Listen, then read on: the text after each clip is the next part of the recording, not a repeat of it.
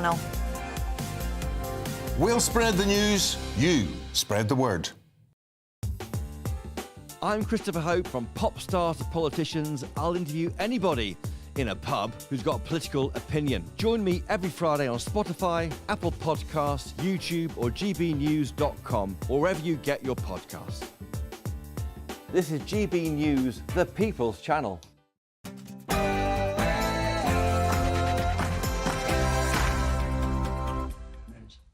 Welcome to Free Speech Nation with me, Josh Howie. A packed show tonight, including anti-racists attacked by anti-racists, government censorship in the wake of Southport, and assassinated for burning the Quran, plus a whole lot more culture war madness. But first, the news.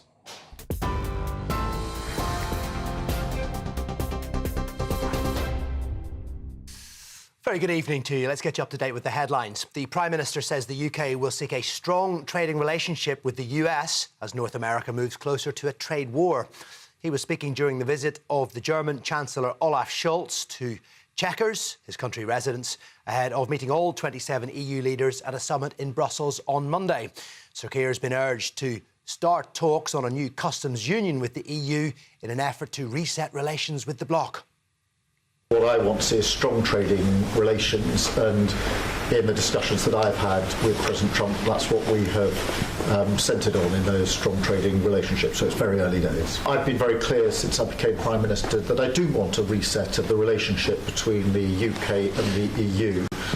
That does not involve a return to the European Union. We had a referendum here on that, and that matter is settled. Meanwhile, Donald Trump says any potential pain caused by his trade war with Canada, Mexico and China will be worth the price. Canada and Mexico have announced retaliatory tariffs after the US imposed 25% import taxes on goods from the two countries and 10% from China. He posted on social media that the decade-long rip-off of America in regard to trade, crime and poisonous drugs is over. Well, China says it will implement countermeasures to defend its interests. Mexico and Canada acted overnight. I am announcing Canada will be responding to the US trade action with 25% tariffs against $155 billion worth of American goods. 4 new laws have been introduced to tackle the threat of child sexual abuse images created by AI. The measure will see the UK become the first country in the world to make it illegal to possess, create or distribute the tools that create those images. Owning the software could result in a 5-year prison sentence with a 3-year jail term for possession of so-called paedophile manuals. Home Secretary Yvette Cooper says AI has put child sexual abuse on steroids. Farmer Tony Martin, who is jailed for shooting dead a teenage burglar, has died at the age of 80. Martin served 3 years in prison after shooting 16-year-old Fred Barras at his home in Norfolk in 1999. He was living alone when he caught Barras, along with another man, Brendan Fearon, inside his house. He fired his gun 3 times, killing Barras. He was initially found guilty of murder, but that was reduced to manslaughter on appeal. And thousands of people across the UK have been celebrating the Chinese New Year. In London, they were treated to a blaze of red and gold, elaborate costumes and awakening lion dancing. So, street stalls dancing, partying across Chinatown on a day of family-friendly activities. That's it for the moment. More from me in about an hour's time. For the very latest GB News direct to your smartphone, sign up to News Alerts by scanning the QR code or go to gbnews.com/alerts. This is Free Speech Nation.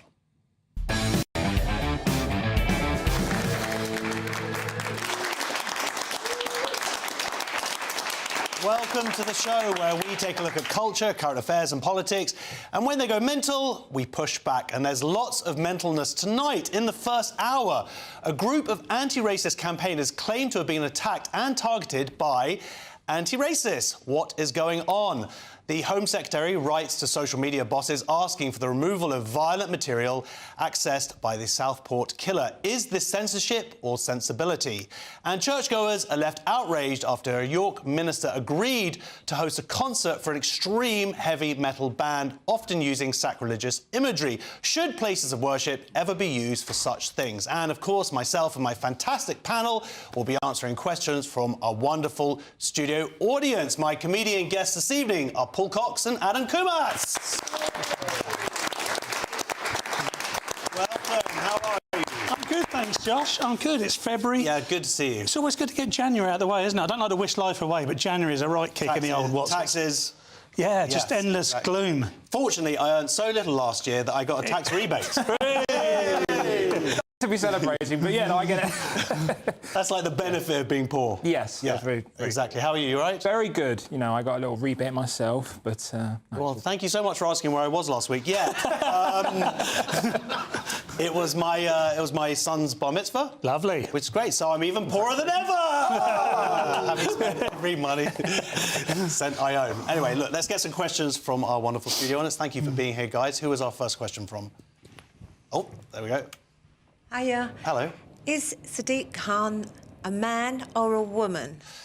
Yeah, and you're Denise, right? Yeah. Thank you, Denise. Yes, is Sadiq Khan a man or a woman? It is difficult to know. I think it depends on any given day, really. This is because the Mayor of London, Sadiq Khan, appears to have deleted his he/him pronouns from his ex-bio. Yeah, it's weird, isn't it? It is weird, although they have been, I don't know if you've seen the latest, they've been reinstated. I don't know if they've been reinstated yet, but he has made a comment about it, saying it was a mistake. Well, I've always assumed Sadiq Khan is a teenage girl. He behaves like one. He has the politics of one. I think any grown man who has pronouns in their bio should be on a register. There we go. Before and after. There we go. They just mysteriously disappeared when he realised they were rubbish. It is odd. I think it's odd. I think it's very performative as well. I don't think... I mean... Is he a serious politician? That's up for debate. It's not for me to say. I know what I believe. But he's the Mayor of London. And I know as Mayor of London over the last 8 years, that has meant purely to appeal to whatever minority group you think you're going to get the most votes from. But it's a very, very serious job. There is knife crime through the roof, all sorts of crime through the roof. People feel very unsafe in London.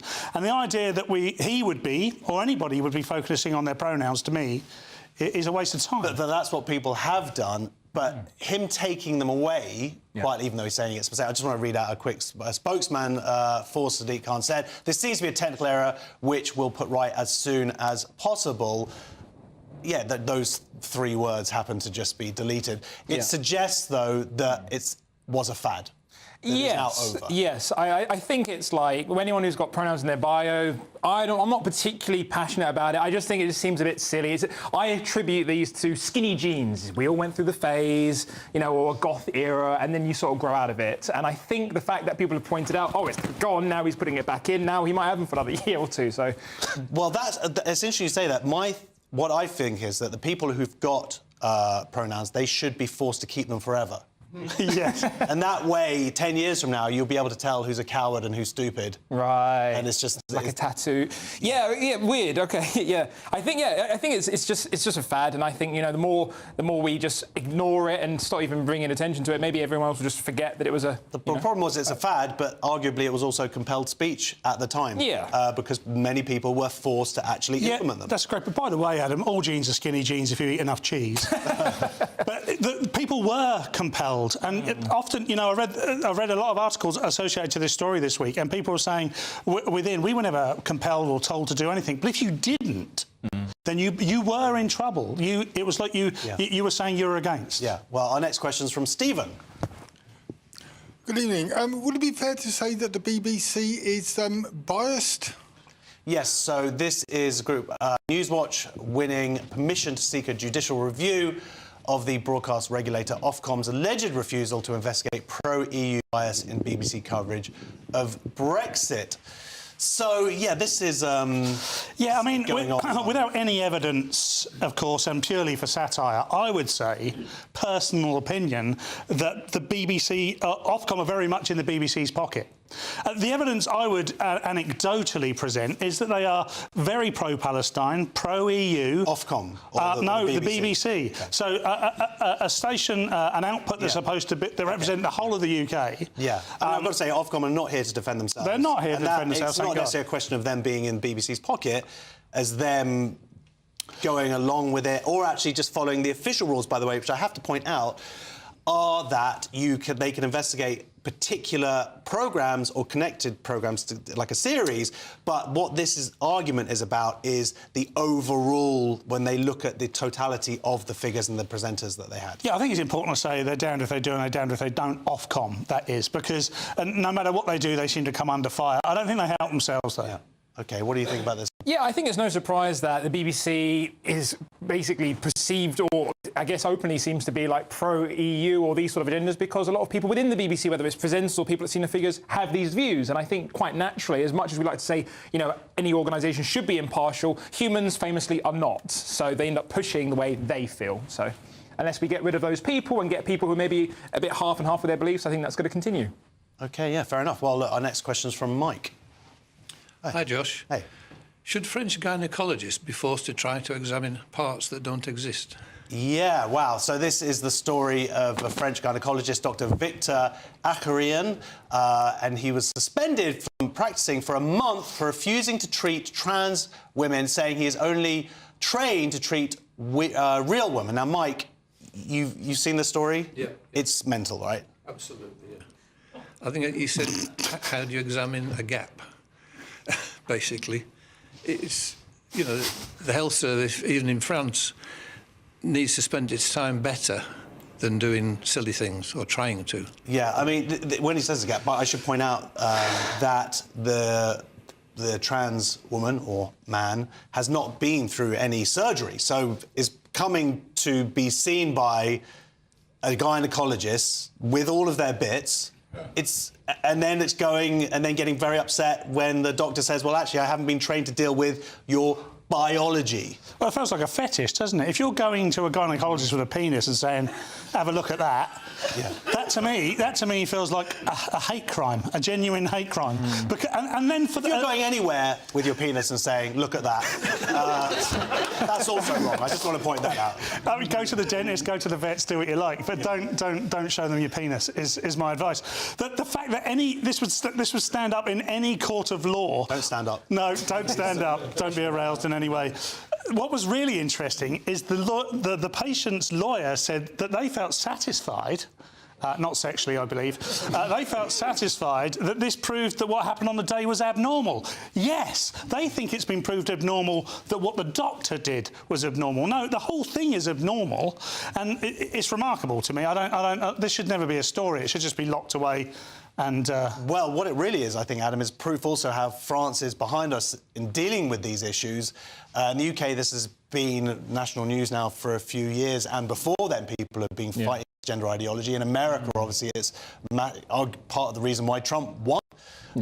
So it just shows that France, the fact that they're kind of finally having to grapple with this, it's all well and good to say, oh, trans women are women, but when it comes to the reality of a doctor now being suspended for calling out reality. Yes. It shows how far they've got to go, right? Yeah, exactly. When I read the article, one thing that struck me, first of all, was the person was still biologically intact. And, yeah, I guess you do sort of wonder, like, OK, well, what am I supposed to do here? The doctor himself was actually very calm and nice about it. He said, look, I'm just not qualified to do this, and that's fair enough. And he sort of said, I specialise in this. And gave him recommendations, by the way, for someone who can specialise. Yes, so it seems very unreasonable for this person to get upset. I mean, I live in Croydon. The amount of times I've walked into a black barber's and they've said, I can't do your hair, mate. So I don't get upset. I just go, fair enough. This is where I got this cut, by the way. Thank you, Andy. Yes. We'll see what happens, but I'm sure that regular people are just going, in France, and now waking up to the realities of this. Right, our final question is from Anton. Same name as my barber. Should taxpayers' money go into colonising strippers? Yes, OK, so this is a pole dancing troupe Black Stage poll that aims to boost the number of ethnic minority, trans and non-binary pollers and decolonise the industry. And they benefited from close to £100,000 in taxpayer funding from the Arts Council. Now, Anton, my understanding is you've been to see the show many times.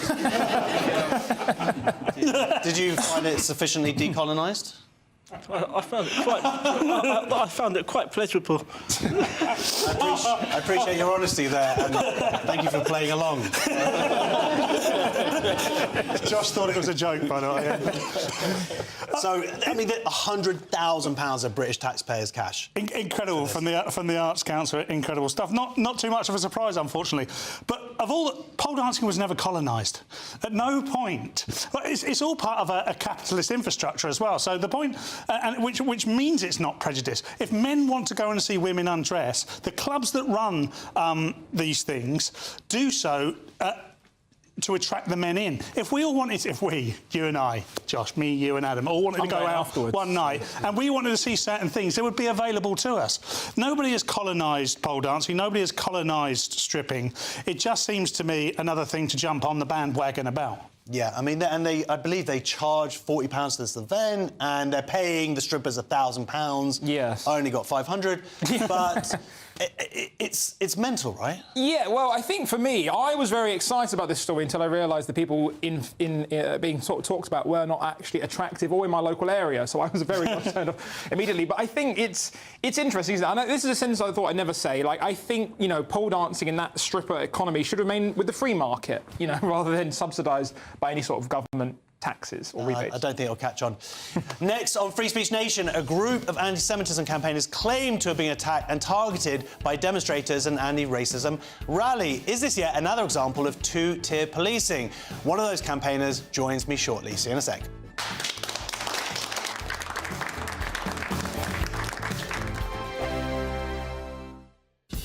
Lee Anderson's Real World, Fridays from 7 p.m.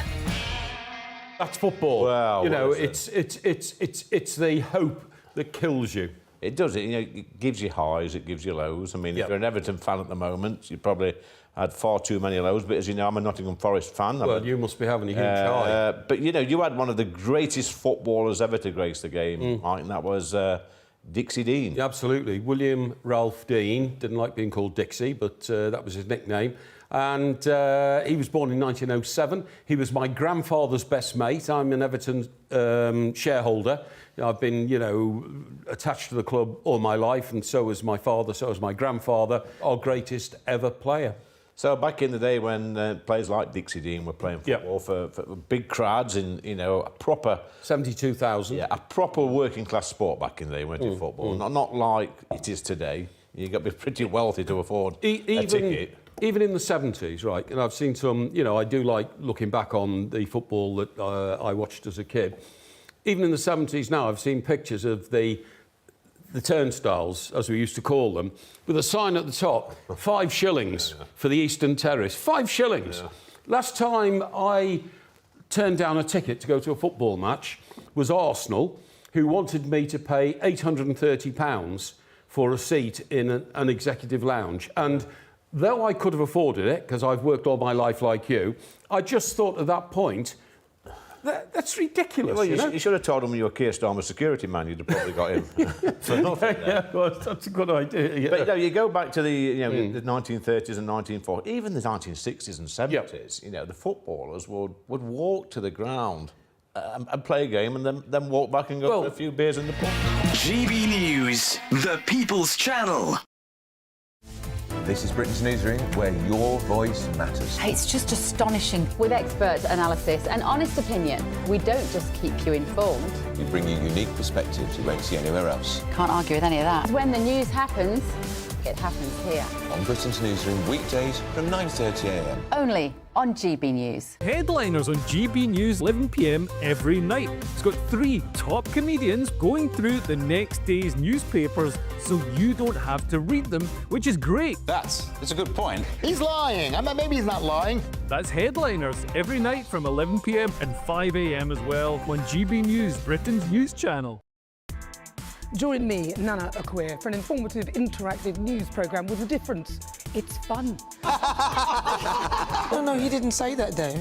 I'm so surprised. I think there's an element of truth to that. Join me from 3 p.m. every weekend, only on GB News, Britain's news channel.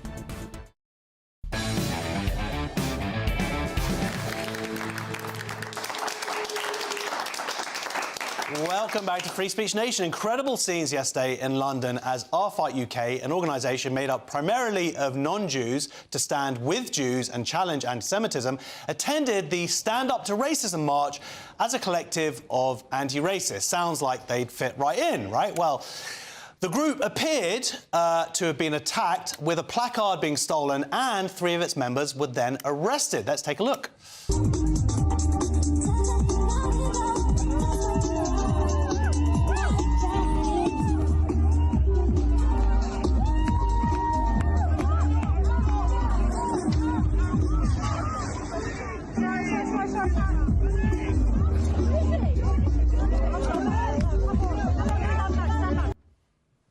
That doesn't look fun.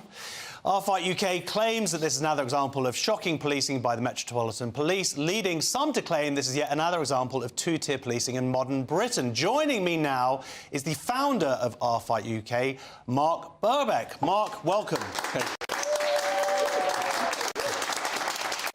Hi, George.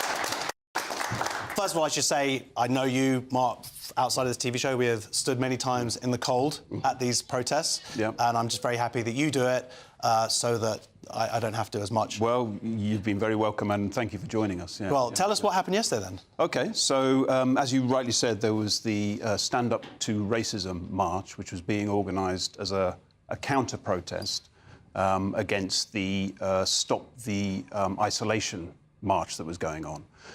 So they're organising this march, but what they're trying to do is they're trying to effectively say, look, we've got the monopoly here on anti-racism. So all these people over here marching to Parliament Square, you're all bigots, you're all racists, and we have the monopoly on it. So, as we tend to do, we've been doing a lot for the last 15 months, we like to puncture their bubble. So we went along with our placards to say, OK, we're also anti-racist, we're also against anti-Semitism. Are we welcome? So you probably saw there on the video, all of our placards said, are we welcome? Because it should be pointed out that the anti-racists aren't particularly anti-Semitism. No, they're not. And you can be sure that if you have the word Israel or if you have the Israeli flag on your poster. So we went to the similar event in October last year and I was spat on. There's video online, if that's the kind of thing you like watching, you know. And yesterday, same kind of thing happened. We were attacked. We were, as you said, property was damaged. Then people were arrested. Niak Gorbani, who's with us this evening, he was attacked in front of the police. So there's other videos which we've put online where his hair is being pulled, he's pushed to the ground, he's being kicked, and the police then take him away and arrest him. It should be pointed out that you're kind of famous for your sign, Hamas are terrorists, and the police arresting you for that, for stating a fact, a law of this land. Exactly. It's the same principle we did yesterday. We state something simple and obvious that you would think you couldn't argue with. And, of course, the left being the left, the progressives, you know, have no relation to anything I would think of as left-wing. They can't resist attacking us and shouting and screaming. So. Yeah, and then, as you say, the police stepped in. Yeah. And it seems like, now I've read it, it's quite complicated because it all comes down to them thinking that you were part of another march and you were actually where you were meeting. But it does seem... Do you think it's another example of this two-tier policing, then? Well, I don't usually use the word two-tier policing because that gives it too much credit, I think. I mean, it's possible that there is decisions being made on high, but it seems largely incompetence. So the video you saw there was of me being attacked. I was then attacked by these stewards of the march, and then the police fished me out and took me away. And the police were actually quite good. I said, what are you arresting me for? And they said, no, we're not arresting you, we're just taking you away. But then the next thing I hear is 3 of my friends have been arrested, including Niak. So you've got this kind of arbitrariness, even within the same event, where the police kind of don't seem to know what they're doing. Maybe it's two-tier policing, but that gives it too much credit. Well, that's interesting that you say that. Yes, it could well be just more, as you say, incompetence and just the inability to there's a sort of hypocrisy there, or it's the unfairness, or do apply this to everybody, essentially. I think the same rules to everybody. Absolutely. So we've had that situation many times where they clearly playing to the larger group. Whoever's the larger group, then we come off worse. So that situation yesterday, you could see that even though the stewards were really manhandling NIAC, you could see that the police preferred to accommodate to them and placate them rather than deal with an actual real situation of assault. I mean, that's the point. The law was broken. He was assaulted. My property was stolen. And yet the police decided not to intervene. Well, it's ignoring actual crimes for the sake of perceived crimes that then tend to fall apart afterwards. What would you actually like to see from the police then? Because people would say, arguably, that they're in an impossible position. If they are faced with numbers with 50,000 people or 50 people, that's the numbers are going to cause the outcome. But why? I don't see why. If the law is the law, then it has to be asserted. I mean, they managed to do it a couple of weeks ago in Trafalgar Square. They actually said, you know, these same bigots and racists who attacked us yesterday, you can't be trusted to assemble in front of a synagogue, so we're not going to let you. And they stopped them. And that's a welcome development. We're not calling for the marches to be banned. We're not calling for protests to be banned. But policing of that, and they stuck to their guns, which was a welcome, metaphorically, obviously, which was a welcome development over the last 15 months, because they haven't done a lot of that. So I think it's not about numbers. That if they're committed to the idea of upholding the law for everyone, you know, yesterday, why would you arrest a guy who's burnt the Quran? You know, what is it? So it's not necessarily about numbers. It's about them maintaining the law for everybody, like you just said, and that's what they've got to do. And we've got to hold them to that. That's what we're doing. That's what our campaign is doing. Sure. I mean, it is telling, of course. I mean, and that's, I guess, the whole point of why you attended yesterday, to expose also the hypocrisy with the anti-racist campaigners and their inability to, I guess, part of their, maybe it's their identity is sort of so caught up in being the good guys that they can't accept that they actually might be on what they'd call the wrong side of history here, or to accept that that nobody's infallible. Yeah. Well, I think you're right that it doesn't cross their minds. I mean, what's interesting is that when you look at the Twitter feeds and all the rest of it, you can see people saying, well, you know, Mark, NIAC, what do you expect? You turn up at these things, you're bound to get a thumping, you know. And OK, fair enough, they can tell we're agitators. But there was a lady there who had a placard that said, my grandparents were killed in a pogrom in Russia. Right, now this shows you how tin-eared they are. Because if I saw that, the last thing I would do is start trying to attack and beat people up. And it didn't even cross their minds. Nobody walked up to her and said, oh, that's in Holocaust Memorial Day week, 80th anniversary of the liberation of Auschwitz, you know, wow, that's a pretty... Do you know what I mean? Nobody even thought about it. You could just see that these people, they think they're righteous, they're self-righteous, they think they're virtuous, and they just go in hard. They're like... And that can be dangerous, of course. And they're like... I think they're the modern brown shirts, you know, they're the sort of... beer keller kind I've of stood group, with you, you know. at these counter-protests, and the hate is insane. It's like you just want to go home and have a shower and just huddle down. It's horrible. I have to say, the Metropolitan Police spokesperson has said a man and two women were arrested when they intentionally went into the Stand Up to Racism protest area to demonstrate. There were conditions in place under the Public Order Act precisely to prevent groups with opposing views coming together and the inevitable conflicts that occur. The arrests were for a breach of those conditions. We are aware of the video showing a placard being snatched and the subsequent scuffle. Officers have spoken to the man. Inquiries are ongoing.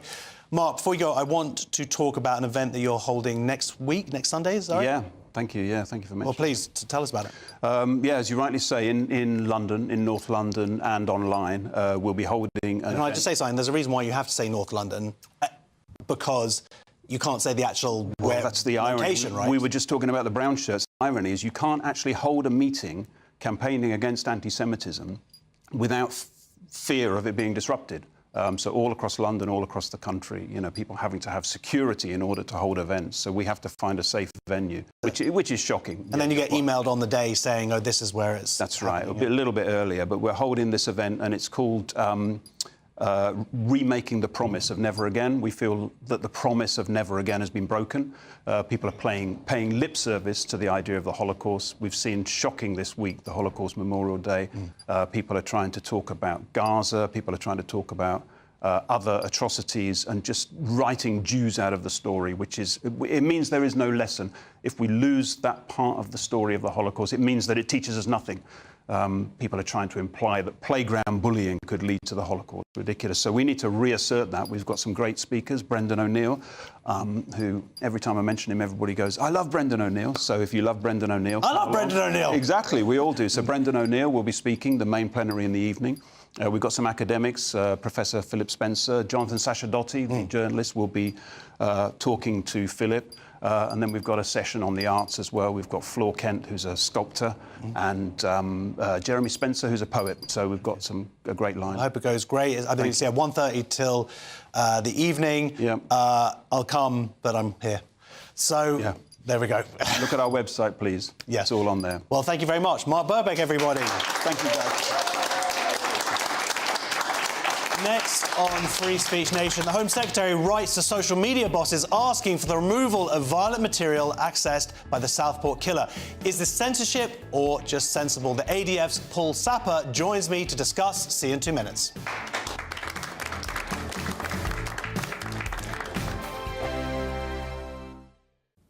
Good evening and welcome to your GB News weather update from the Met Office. Looking ahead, it's going to be increasingly wet and windy in the northwest, drier in the south before higher pressure builds midweek.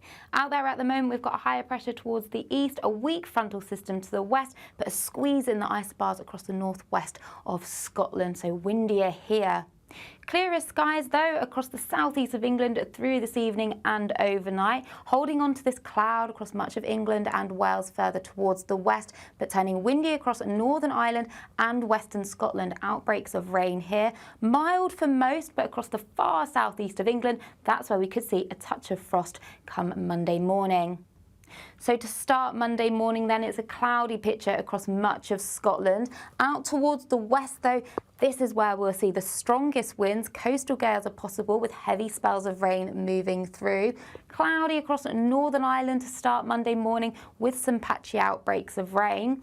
Across much of England and Wales though, it should be a largely dry start. There'll be a few drizzly patches at times, but a cold start across the far southeast. So as we go through Monday then, generally staying cloudy across much of England and Wales, with the cloud gradually moving its way into East Anglia. Across the far northwest though, it is going to be turning increasingly unsettled, heavy spells of rain and very strong winds and coastal gales. Highs though coming up at around 10 or 11 degrees.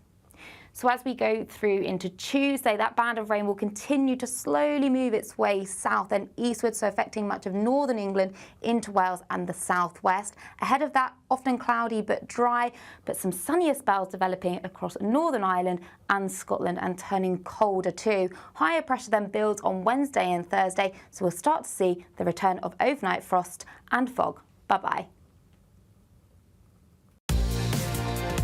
Mornings don't have to be tiresome, especially if you have the right company. Wake up to news as it happens, opinion and debate, and of course, a little bit of entertainment too. Because when the kettle's on, we're on. That's Breakfast on GB News, a show worth waking up for. Every morning from 6 a.m. Only on the People's Channel, Britain's news channel. We'll spread the news, you spread the word. Hi, I'm Michelle Dewberry, and my show is your opportunity to cut through all the noise and dive in headfirst to some robust debates. Ideas clash. Situation, no, isn't it? No, Because the failure is you're deliberately avoiding my point. Nothing's held back, And if you think this is the end of it, wait for more. and we do not shy away from the difficult stuff. Sometimes I want to shake people and say, if only you understood. So join me on Dubes & Co. weeknights at 6 p.m. only on GB News, Britain's news channel.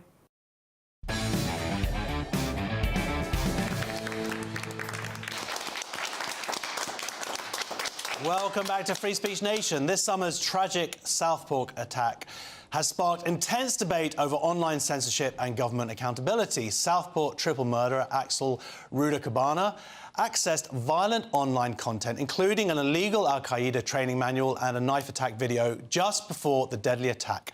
Home Secretary Yvette Cooper has urged tech giants like Meta, TikTok and Google to remove violent material from their platforms immediately, calling it a moral responsibility. But critics have accused the government of shifting the blame from missed opportunities to intervene when Rudakabana was referred to counter-terrorism programmes multiple times. The tragic events have reopened debates over whether it's time to clamp down on material accessible online. I'm joined now by Communications Officer at IDF International, Paul Sapper. Paul, welcome to the show.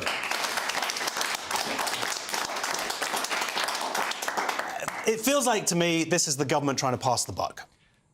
I think you're probably right there. What's concerning here is they seem to be trying to use this tragic incident that happened over the summer to justify censorship of social media. So what we have here is Yvette Cooper, as you said, wrote a letter to these big tech companies telling them to sort of take down this violent content, which Rachel Reeves is calling hateful content. And here there was two different things here. The Al-Qaeda training manual, which was downloaded, which is already illegal, should be illegal to download, should not have been able to be downloaded or in anyone's possession. OK, so there's no argument there? No argument there, of course not. But also what was being wrapped in there was a video of an Australian bishop being stabbed last year. In an attack, and they also were calling for this to be removed from X. Now, the problem here is that X actually fought a legal challenge against the e-safety commissioner in Australia, who tried to censor that from the entire internet, and X said, we're not going to do that in the name of freedom of expression, because that material in and of itself is not inciting violence. And the government has no right to therefore call for that to be removed. And the bishop himself doesn't want it removed either. Yeah, because it shows the example. It's the opposite of inciting violence, arguably. It shows a victim of violence. It's anti-violence. It's I mean, I've seen the video and it's horrible. Totally. It shows the consequences of violence. So those are not the same thing there. So, and there's a kind of a veiled threat in that letter that was written from the Home Secretary that if X does not remove this content, then there's going to be powers under the Online Safety Act to do so, which comes into full force in March. Now, we haven't seen the extent to which this is going to be regulating the internet, how this is going to happen, because it hasn't come into full force yet. But what we have here is an indication that there's going to be a hostility towards free speech coming in, and that content that the government sort of arbitrarily decides is hateful, misinformation, disinformation, could lead to being censored. And these are subjective and vague terms, which is why we should really reject any attempt to try and censor the internet on that basis. I mean, we've seen this before. We've seen this with when politicians have been murdered, and we see, oh no, it's because this person was radicalised online. And that is their. It feels like that's their go-to strategy almost, as opposed to dealing in this case. I mean, it's absolute tragedy, but of course, it seems like there are plenty of opportunities to prevent. Obviously, 3 times Axel was recommended to there. The police arrested him with a knife, and he was basically let go at home. So this constant sort of blaming of online content, it's disturbing, but of course, apart from what it means for free speech issues, it also is a way of deflecting from the real issues that need to be combated, surely. Totally. There's a lot of really important stuff that should be discussed here. What should not be accepted by the public is that this terrible incident happened because there was too much free speech online. And what's concerning here is that we're seeing a trend, not just in this country, but in the EU as well and across different countries in the West, saying that we need to be cracking down on free speech on the internet to sort of protect our democracy and to sort of protect people's safety. This is a really kind of worrying thing, because this really lays the groundwork for censorship, and views that the government disfavour, people in power might disfavour, can come under that bracket of things that need to be censored for protecting democracy. We see the same thing in the EU under their a law they've got called the Digital Services Act, which aims to tackle mis and disinformation and so-called hate speech. Now, these are very vague terms, as I said before. And there's a real gulf here actually emerging, I think you could say, between what we see in the UK and in the EU with regard to free speech on the internet, and in the US, which is really recommitting to its free speech heritage under the new administration. And just hours after his inauguration, President Trump actually signed an executive order to end all federal support for censorship. So we've got free speech on the one hand in the US. In the UK and in the EU, we've got a very different approach going on. And I think it's pretty much inevitable that this will lead lead to a clash if there isn't a change of course here. And so the question is, how far are people, political leaders, elites in the UK and the EU willing to go? How much are they willing to risk when it comes to a clash with the US? We've already seen that in the US this government is very not afraid, really not afraid to be using things like tariffs if they feel like they're not getting their way with different countries. Are leaders here willing to risk having tariffs imposed for them censoring content online? Because let's remember as well, a lot of these big tech companies are American. Yeah. So from the Americans' perspective, they're seeing leaders of foreign countries trying to censor the speech of their companies. Yeah, well, this is it. I mean, and these... The people who own these companies, Musk and Zuckerberg, they have an in now with Trump, and the question is if they're going to be fined billions, which is the potential under EU laws, what the pushback, like you say, will be from a Trump administration. Do you think that's inevitable? Do you think it's actually going to happen? Do you think that the UK in particular will blink first? Well, we certainly hope so. I mean, there's the intrinsic question here that actually the idea that we need censorship to protect democracy is a total lie. Free speech is actually essential to have a flourishing democracy. So for its own sake, we hope that free speech is preserved. But if it isn't, I think this kind of clash is inevitable. So we really do hope that there is a change of course here, and that when the Online Safety Act does fully come into sort of full force in March, that we don't see this kind of heavy-handed approach from Ofcom, who's going to be actually regulating, sort of responsible for regulating this content. We hope that there is a lot of space allowed for free speech there. And the same thing in the EU. We hope that there's a sort of change in course in how the Digital Services Act is applied. Yeah. I mean, the reason why the Online Safety Act has been coming, of course, is to protect children, particularly in terms of exploitation.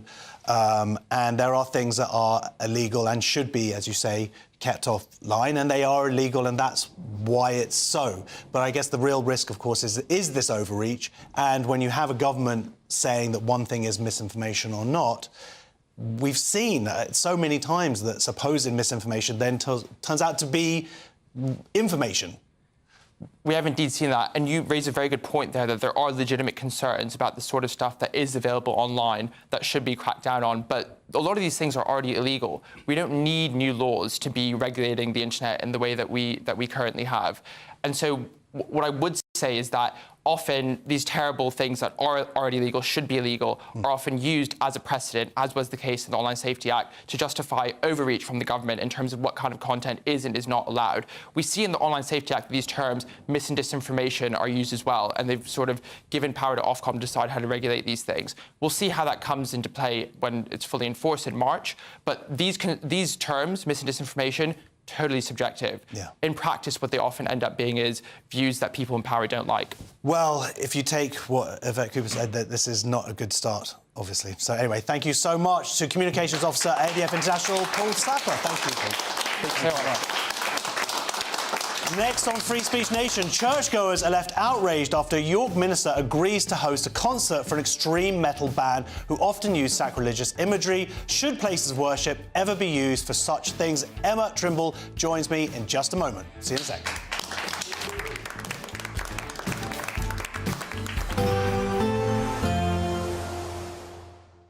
Can't wait to get in that sea. Lovely and warm. Just like the feeling of having great travel insurance. All Clear Travel Insurance sponsors GB News travel destinations forecast. Hello. Well, it's rather unsettled across the central Mediterranean. Heavy showers, rain in parts of Spain as well, but there are some drier spells. So across the Canary Islands, we'll see some showers, but across Gibraltar in the south of Spain, some outbreaks of rain here. An area of low pressure will bring some heavy showers and thunderstorms across central parts of the Mediterranean, but there will be some drier spells in between. And then looking ahead, well, plenty of sunshine on offer, and it should be feeling pleasant in that sunshine too. All Clear Travel Insurance sponsors GB News travel destinations forecast.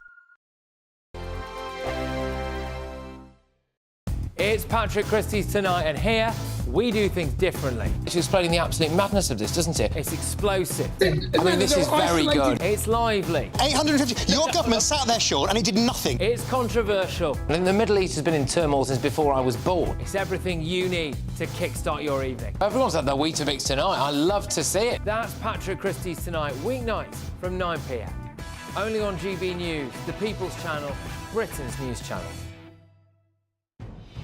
Good afternoon, Britain. Weekdays from midday.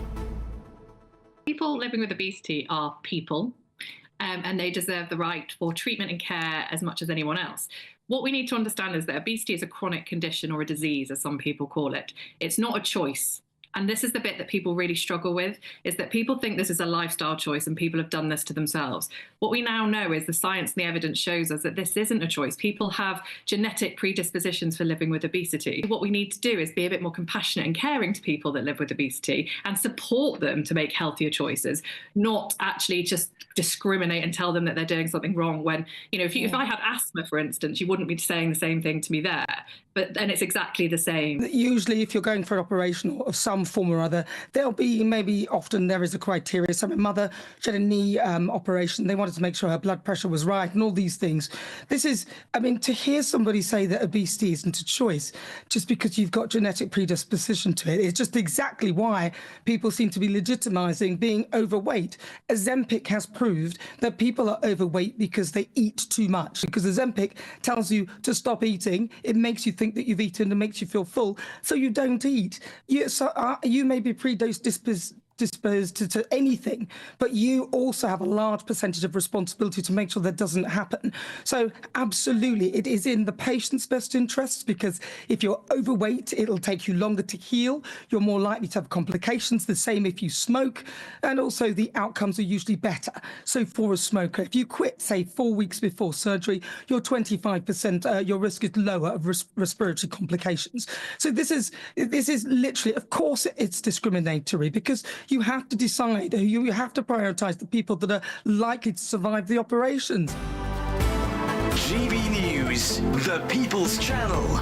Good Afternoon Britain isn't just about us. The wonderful thing about this programme is it's about everyone watching. It's an interactive programme. Well, there absolutely is something to see here, and we're going to be talking about it more. Whether it's breaking royal news, Will, please bring us up to date, or indeed a particularly punchy speech in the House of Commons. Very, very curious. We bring it to you live, and then we bring you live reaction as well. That's Good Afternoon Britain, weekdays from midday. Only on GB News, the People's Channel, Britain's news channel.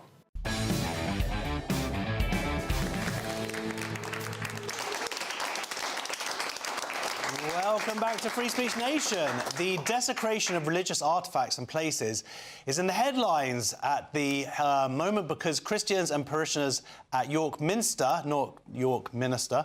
have expressed outrage after the Anglican Cathedral's authorities agreed to host a concert by a metal band. Plague of Angels frequently use black mass aesthetics and subversive themes in their music, causing anger amongst churchgoers, calling the booking an outright insult to their faith. This time last year, similar backlash was prompted when Canterbury Cathedral hosted a silent disco. Then in Peterborough, they had the Rave in the Nave. So is this disrespecting Christians and their values, or just a bit of harmless fun? I'm joined now by commentator and writer Emma Trimble. Welcome! Emma, what do you think about this? I am entirely behind the protesters against this. So in the church, this has been a problem for a long time. It seems to be getting worse. It started with things like helter-skelter and putt-putt courses, and now it's become silent discos, raves. There was one incident recently, I think it was Cambridge University at one of their balls, where they had somebody they were doing a life drawing class as part of the entertainment. Someone exposing themselves in front of the altar of the chapel, presumably something that must have been signed off by the authorities there.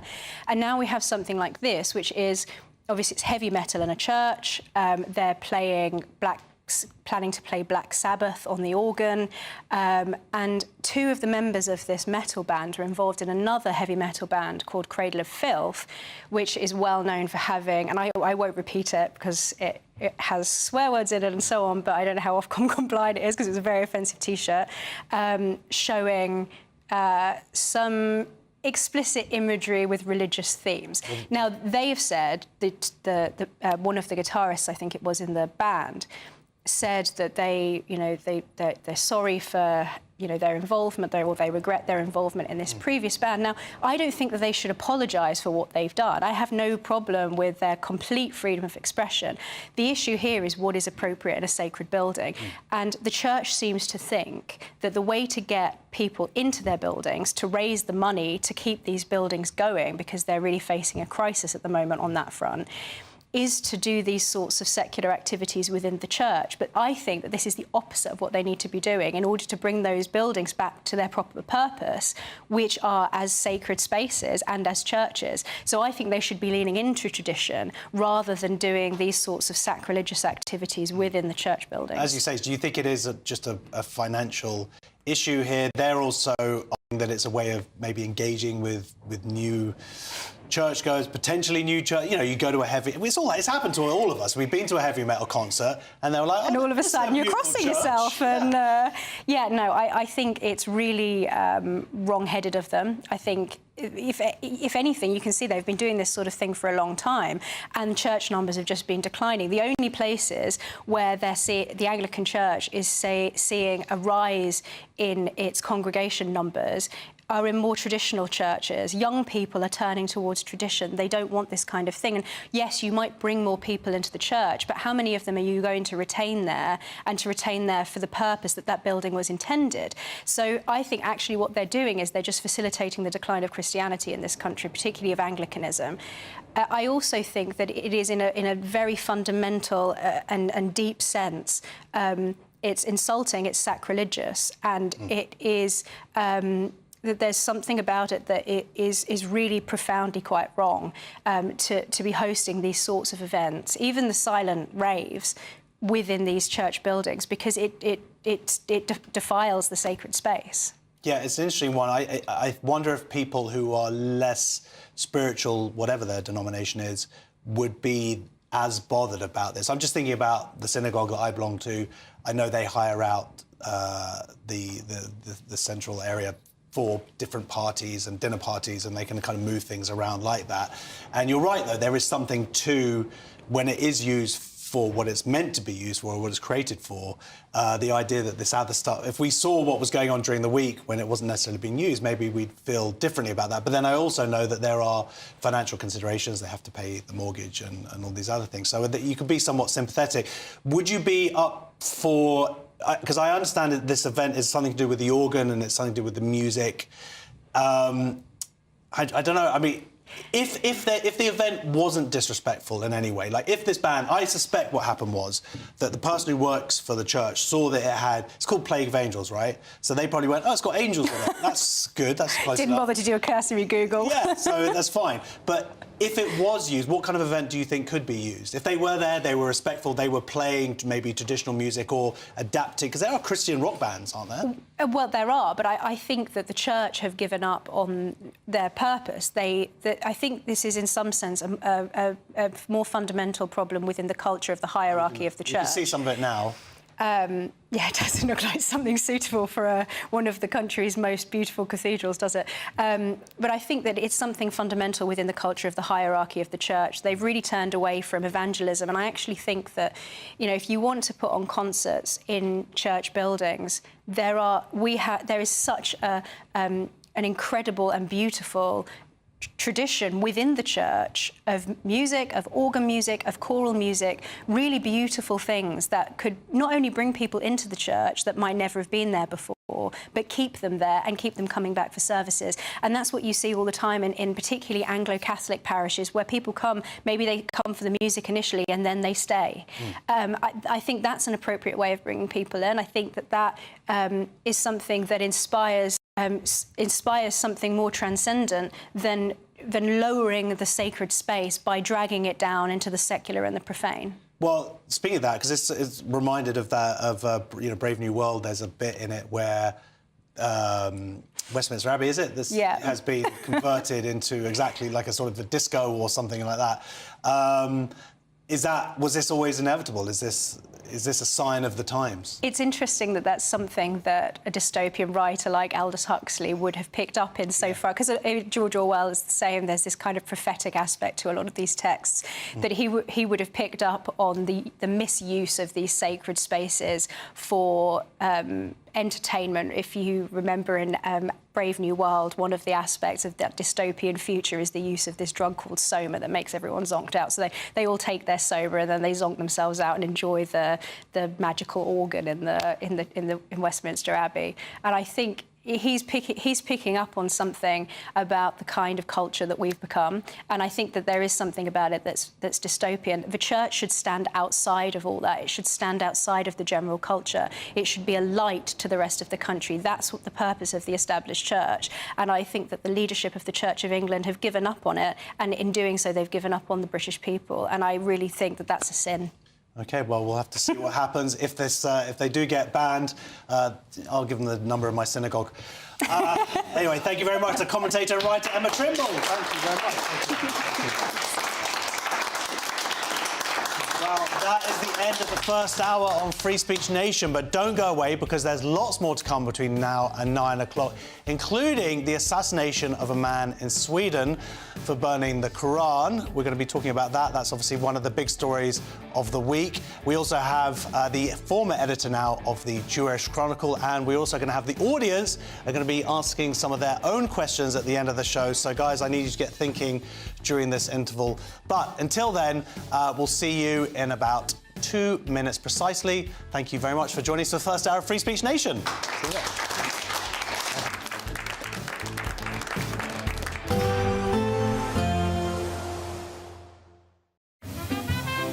Heavy showers first thing will be followed by a warm, cosy day.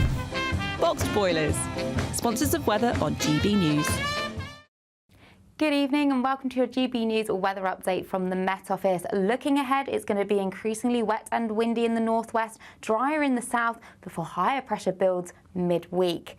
Out there at the moment, we've got higher pressure towards the east, a weak frontal system to the west, but a squeeze in the isobars across the northwest of Scotland, so windier here.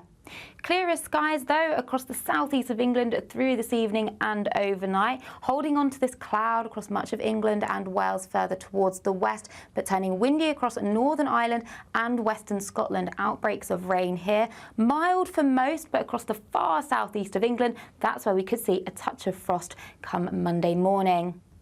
So to start Monday morning then, it's a cloudy picture across much of Scotland. Out towards the west though, this is where we'll see the strongest winds. Coastal gales are possible with heavy spells of rain moving through. Cloudy across Northern Ireland to start Monday morning with some patchy outbreaks of rain. Across much of England and Wales though, it should be a largely dry start. There'll be a few drizzly patches at times, but a cold start across the far southeast. So as we go through Monday then, generally staying cloudy across much of England and Wales, with the cloud gradually moving its way into East Anglia.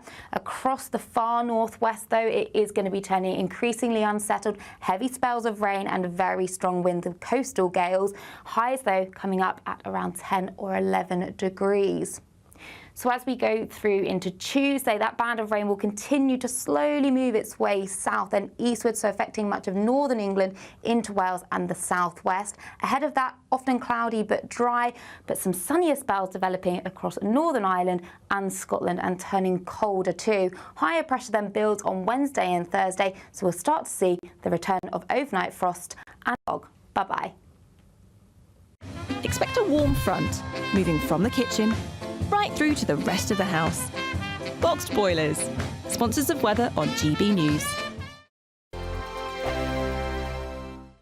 We're giving you not one, but 2 chances to win this month, with 2 prize bundles that include an incredible £10,000 in tax-free cash. But that's not all. You'll also get a brand new iPhone 16 and a £500 shopping voucher to spend at your favourite store. So why not be extra lucky this month? For a chance to win an iPhone, vouchers and £10,000 in cash, text cash to 63232. One entry costs £2 plus 1 standard network rate message, or text bonus to 63232. too. 5 entries cost £5 plus 1 standard network rate message. Go to gbnews.com/win. Entries start from just £2. Call 0903 681 3232. Calls cost £2 plus your network access charge, or post your name and number to GB11 PO Box 8690 Derby DE1 9TT. UK only. Entrance must be 18 or over. Lines close at 6 p.m. on the 7th of March. Please check the closing time if listening or watching on demand. Good luck. I'm Jacob Rees-Mogg and this is GB News, Britain's news channel. GB News Breakfast. Every day from 6 a.m. It's the body image thing that concerns me. It's young girls watching Love Island and really skinny girls and young boys hit the gym but after this. Yeah, exactly. I mean, they're seeing perfect bodies on the screen. You don't need to go in the gym, Maymoon. You look gorgeous as you are, love. I know. You see, the reason I don't enter anything like that, Kerry, is you know you're gonna win. Exactly. And it's not fair. It's not fair, I think, on everybody else being there. It's not fair. No. But Kerry, what do you think about the body image thing? You know, when you talk about your daughter, is that something that you'd worry about, her comparing herself to the likes of what she sees on the screen? Now, this is where there's a conflict of interest for me, because I've been brought up in this industry since I was 17, so it's massively affected me. I mean, when you're put on the front cover of magazines after having a baby with a stretch mark in the circle of shame, you know, it does do a psychological effect on you. I think a lot of celebrities who have been around for so many years, as I have been affected by that. But everyone has to bear in mind, I've had my children.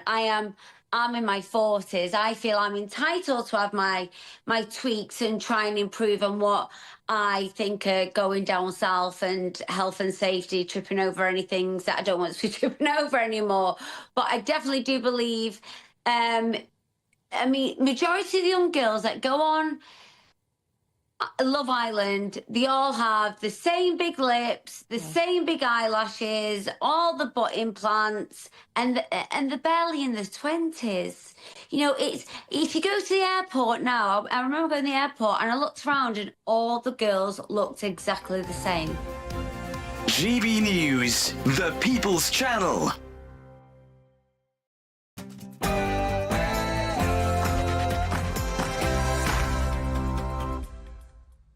Welcome, I'm Josh Howie, this is Free Speech Nation, and this hour, an anti-Islam activist who burned the Quran is shot dead.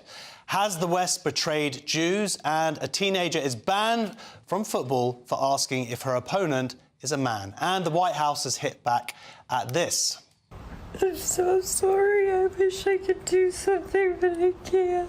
I don't know what to do. And we've got some comedians answering some crazy culture developments from a live studio audience. But first, the news.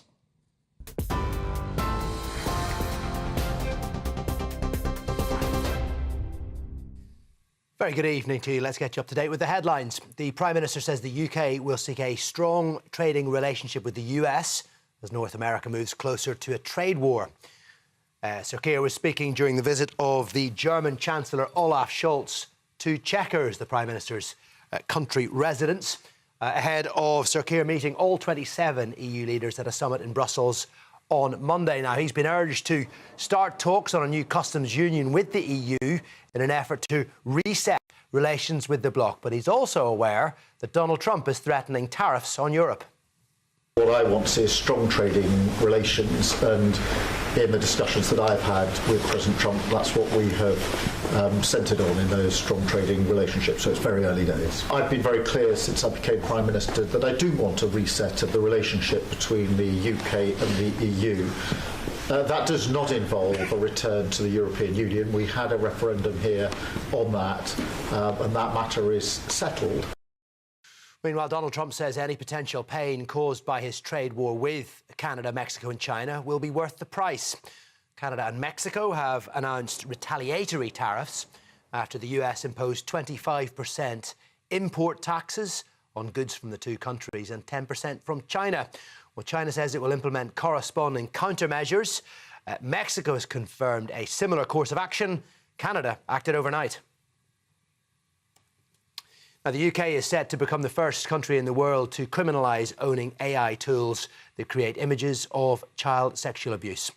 Home Secretary Yvette Cooper says offenders could face up to 5 years in prison under the new crackdown. Owning AI paedophile manuals could carry a 3-year sentence.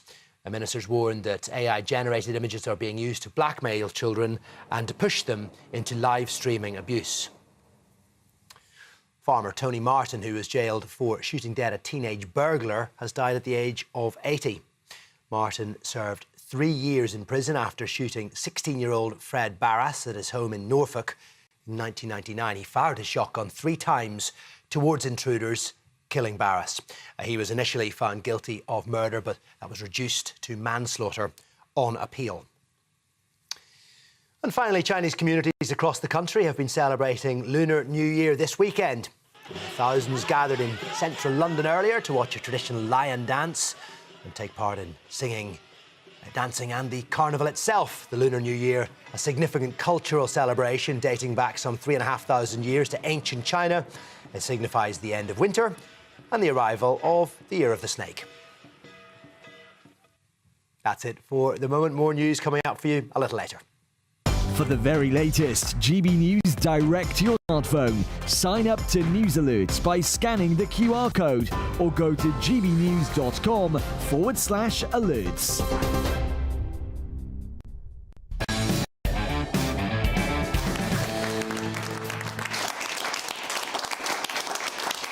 Welcome back to Free Speech Nation with me, Josh Howie, and Adam Krumes and Paul Cox. We're going to get some more questions now from our audience. And our first question is from John. John. Has LGB lost... John. Has LGB lost the T? Has LGB lost the T? So this is the US State Department has replaced LGBT with LGB on their website in a page on travel information for the group. Now, John, sorry, are you familiar with this? The LGB, the usage of LGBT. Can we just give John the mic back for a second? Sorry. Are you familiar with the whole LGBTQIA plus 2S? Lettuce, guacamole, bacon and tomato. It's a kind of sandwich. OK, yeah, I don't know if those are sexual identities or not, but I'm glad to see that the last 10 years have just passed you by. So, yeah, did you see this? LGB has now got its divorce from the TQ+. Not entirely surprising. And the first thing we should always point out is that the LGB community had hard-fought rights, and their rights were based on sexuality. Being trans, as far as we're told, is not about sexuality. Yes, so this is, by the way, this is the website where it was spotted that suddenly it was now LGB travellers, not LGBTQIA+.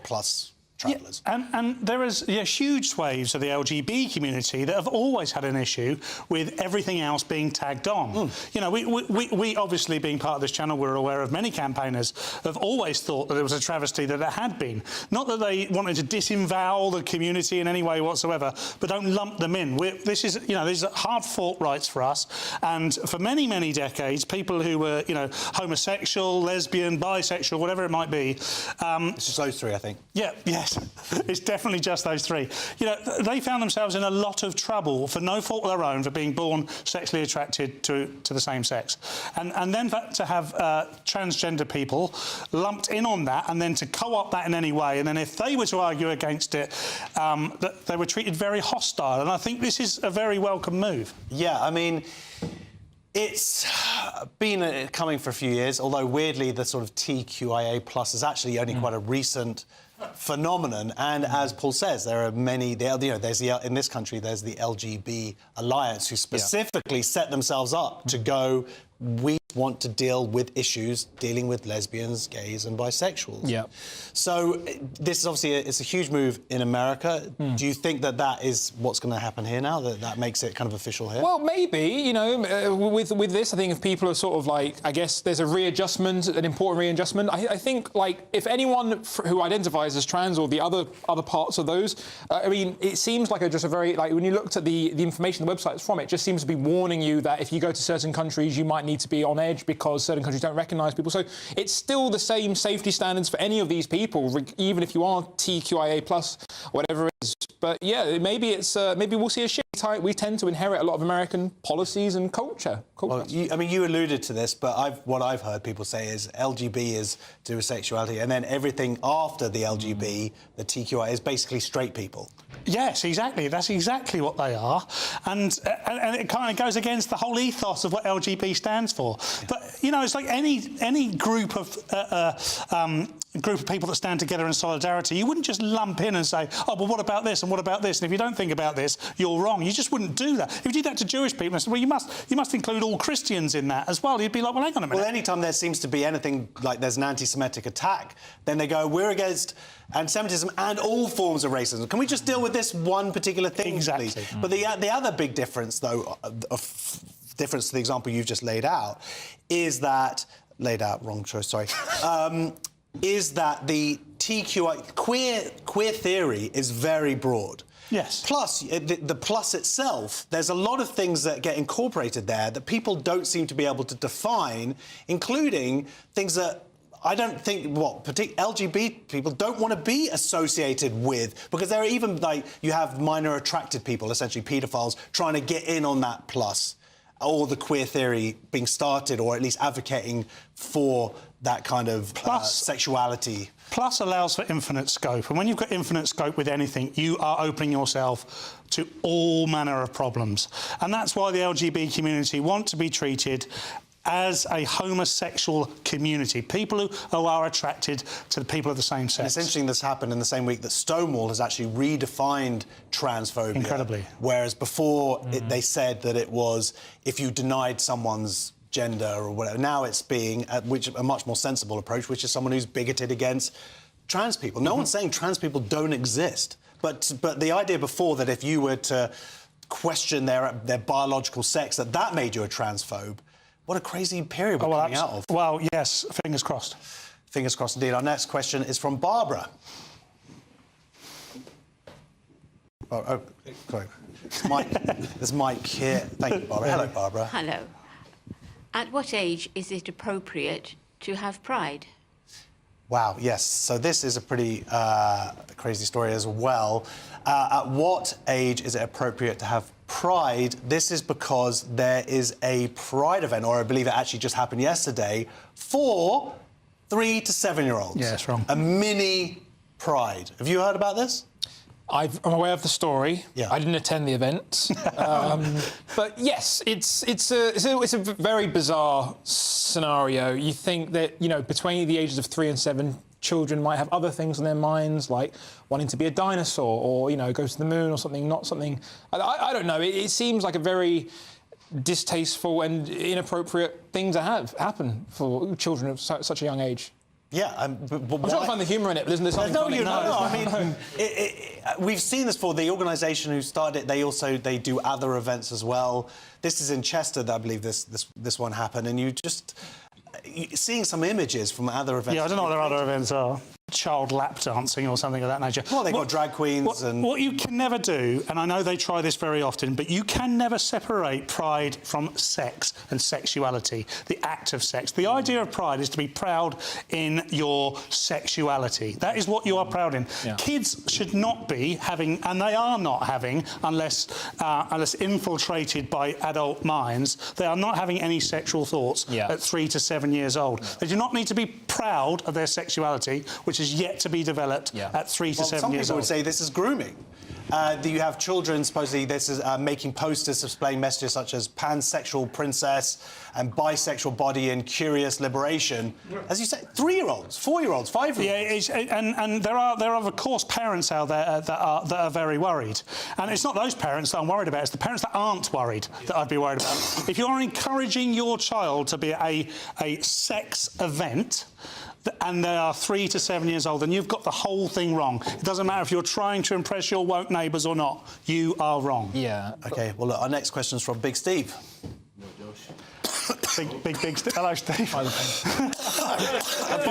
you know we're not in the pub, Steve, don't you? Between the breasts. Oh, goodness. Are female footballers, better at spotting balls than men? Yes. So this is the football's governing body. The FA has banned a teenage footballer who reportedly has ADHD and learning difficulties, for 6 matches after she asked a referee if a trans opponent was a man. And this isn't the first time the FA has become embroiled in a trans row. Just 3 months ago, a 17-year-old with suspected autism was handed a suspension for asking a trans opponent if they were a man. Steve, please, what's going on here? Mate, I'm a woman today. I've got a pink hat, purple jumper, I'm a woman. Well, this is the thing, is that this is... I mean, in all seriousness, this is the thing about gender identity, is that it reduces sex or gender to these ridiculous things. Like, I love the colour pink, genuinely, and the idea that you would wear it, and if I'd been wearing it as a kid, they go, oh, no, that's just for women. It's actually reductive. Yeah, It doesn't that's expand. how it was back in the day, in the 80s and 90s. Yeah. Blue for boys, pink for girls. You know, but... No, well, no, but the point is you had Boy Try not George. to swear. I don't give a monkeys. I love pink. It's a lovely colour. So what? And you had Boy George. No one ever said he's a woman. The point... Anyway, this particular story is what's sort of very frustrating is this is actually the second time it's happened to a teenage girl. And surely the FA is trying to encourage female footballers. I'm genuinely embarrassed for the FA on this. The fact that they can spend any time trying to manage grassroots football and this ideology together, for me, is an embarrassment to the FA. The fact that... And they keep conflating two things as well, and I feel sorry for the parents. You know, we say in the first story, suspected of having autism.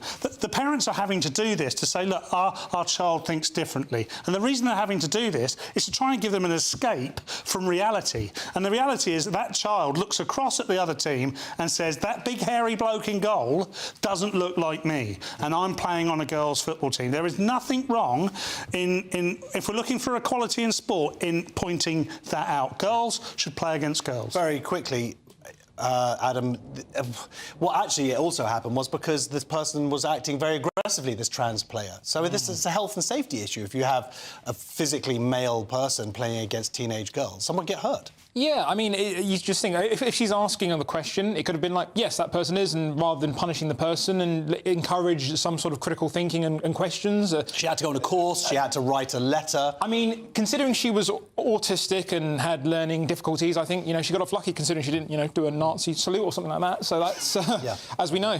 Well, this happened in September.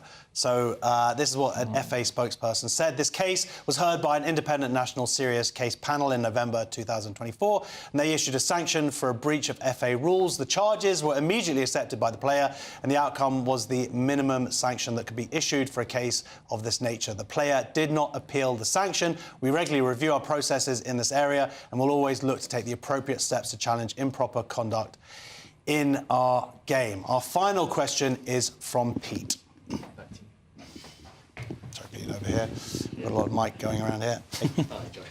Should the taxpayer fund banning X? Should the taxpayers fund banning X? Yes. So this is a story that came out this week. The Centre for Countering Digital Hate, who have called for Elon Musk's X platform to be closed down. They actually received £300,000 from organisations, partly funded by the taxpayer. Last year, a whistleblower revealed that an internal CCDH document listed one of the group's aims as kill Musk's Twitter.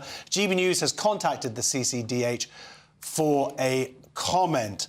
Paul, our money going down, our money is in taxpayers' money, although I didn't... Like Not you, Josh. I got a rebate this year.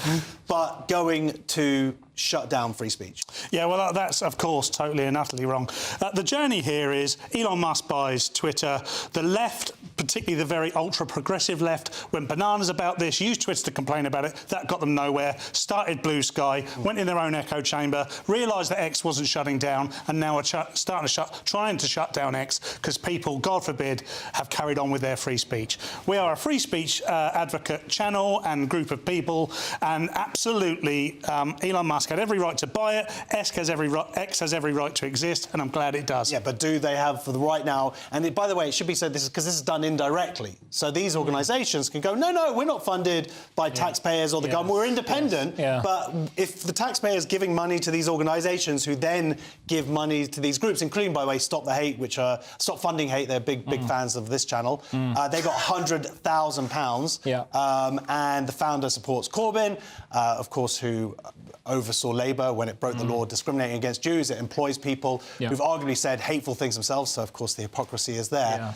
But what a crazy way to spend our money, right? Yeah, it's any time taxpayers' money goes towards anything other than funding infrastructure, healthcare in this country, it does roll me up. I think simply, if you are of a left persuasion, it's as simple as don't go on the platform you don't like, and but other people can go on it. Just don't use it if it really upsets you. I guess but it's these people who are then sort of the self-arbiters of hate, going, these people, they're spreading hate.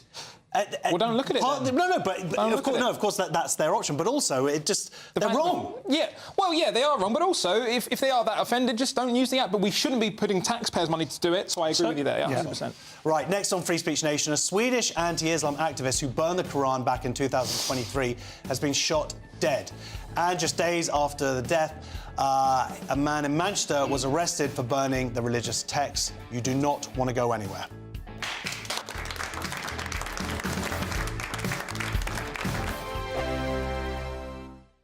Sunday with Michael Portillo from 11, only on GB News.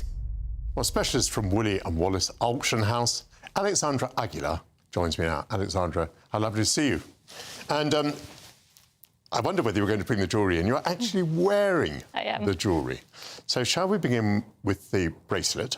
Right, so it's a diamond line bracelet, as you can see. It's really a beautiful thing. It's made of 27 diamonds with a yellow tint, and they are mounted on yellow gold, and it's really a beautiful, beautiful piece.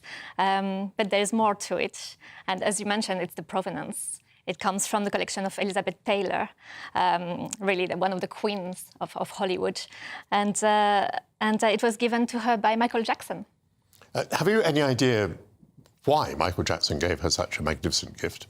They were very, very good friends. They were friends for over 20 years, and he knew her love for diamonds, for jewelry, and we know that they exchanged many presents, including this fantastic bracelet. Would that have been made new at that time? Yes, I believe so. We're talking, what, about the 1970s or something like that? Oh, maybe a little bit later. Later 80s? Yes, that's right. But what's particularly interesting about this one is all the 27 diamonds have the same colour. And it's very difficult to find stones with the same colour, with the same yellow tint. So it makes it particularly beautiful and particularly special. Why do you think it will go for about £70,000? It's... well, it is a beautiful piece. It's very wearable, as you can see, and there is the provenance is amazing. Jewelry from the collection of Elizabeth Taylor is very sought after, of course. GB News, the People's Channel. Mornings don't have to be tiresome, especially if you have the right company. Wake up to news as it happens, opinion and debate, and of course, a little bit of entertainment too. Because when the kettle's on, we're on. That's Breakfast on GB News, a show worth waking up for. Every morning from 6 a.m. Only on the People's Channel, Britain's news channel. We'll spread the news, you spread the word. Join me, Camilla Tominey, for a frank and honest discussion with those in power that cuts through the spin and gets to the heart of the issues shaping our nation. You haven't confirmed that you want to stand as leader, but you haven't ruled it out either. This report basically says that he's not fit to stand trial. Is he indecisive? Incompetent? I deliver the dose of reality Westminster needs. That's the Camilla Tominey Show at 9:30 every Sunday on GB News. The People's Channel, Britain's news channel.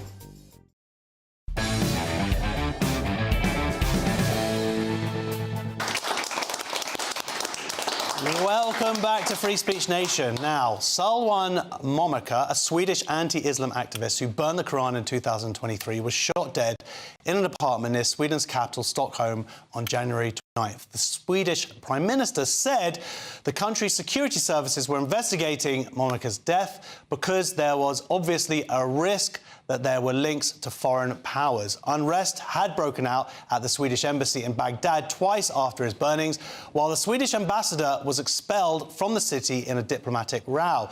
But Swedish police had given Momaka permission for the protest in which he burnt the holy book in accordance with the country's freedom of speech laws. The government government later said it would look into legal means of abolishing protests which involve burning texts in certain circumstances. A similar incident occurred in Manchester, in which a man was arrested after burning the Quran just days after Monica was shot dead. Joining me now to discuss all of this is the journalist and broadcaster Kajida Khan. Welcome to the show. Thank you so much. I'm sorry it's here under such sad circumstances. Yes. Someone murdered for burning a book. It's a tragedy. I mean, personally, I don't approve of burning books, whether it is Quran or satanic verses.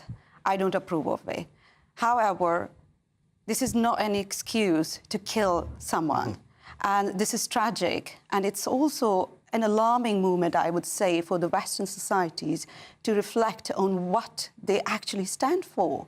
I mean, he was a critic of Islam. He used burning Quran as a form of protest. And his views, I mean, you can agree to disagree with him. You can condemn him for his views. You can disagree with his actions. But again, violence is never justified. And when we are at a point when we try to rationalize violence by saying that this person has offended someone's religious sensibilities, then we are very much close to have blasphemy laws being enforced in our society. Right now, I would say de facto blasphemy laws have been, enforced across the Western world, I would say. So this is a very, very tragic moment, not for one person who has lost his life, but also for all of us to just think about this thing critically. Well, you say that think about it critically, but just seeing the response online, so many people are jumping to go, well, they shouldn't offend people, they shouldn't, it's a holy text. Well, it's holy to a certain group of people, and that's fine, and of course it's against their religious laws, but we live in a Western liberal democracy. Part of one of the founding tenets of that is that we have the freedom of speech, and that means, of course, that we don't have these blasphemy laws, that we can, if we want to. Like yourself, I don't want to burn any book because I love books. For me, all books are in some way sacred. We have, obviously, there are texts I disagree with, Mein Kampf and whatever, but burning books that's not my personal choice. But I will respect someone's choice to burn books, including things like, and you've seen online, I don't know if you've seen people like burning the Talmud or Jewish holy texts or the Bible, going, well, what about this then? Well, you go, yeah, I mean, it doesn't make me happy to see that, but at the same time, you're not going to be threatened, you're not going to be murdered for it. And that is a real problem. Exactly. Appeasing fundamentalists, religious fundamentalists, is a bottomless pit. You can never appease them. And this apologia to rationalize violence against people who mock religion or criticize religion or debunk religious belief, I think this should never be appreciated in our society, where we uphold secular values, democratic values, and values of free speech. And after the publication of Satanic Verses in 1988, if I'm not wrong, please correct me, that same people, the same, liberal, I would say deluded and misguided liberal fringe, who reduced to, condemning the person, the author, and saying that as if whatever they were saying implied that as if he brought everything on himself. It's a victim blaming and the contempt. When he got stabbed in the eye, you had commentators comment saying, essentially, well, why do it? He brought it on himself. Then we had that just recently. There was 10th anniversary of terrorist attack on Charlie Hebdo, and then we had a French teacher who was beheaded in broad daylight. And here in the UK, we have Batley grammar teacher who is still living in hiding. I mean, when will we be serious about this whole situation and have a meaningful, constructive, discussion about this thing? That yes, we have religious freedom, and this misguided, I would say, liberal fringe. They appear to, sacrifice everything, these hard-earned freedoms, secular values, freedom of speech, everything on the altar of political correctness. And I would say that religious fanatics, they have succeeded in bringing all these liberals to their knees, because now they can just enforce their de facto. I would say it's for us, but for them it's very much a reality that they are imposing their belief on the wider society, and we are caving in.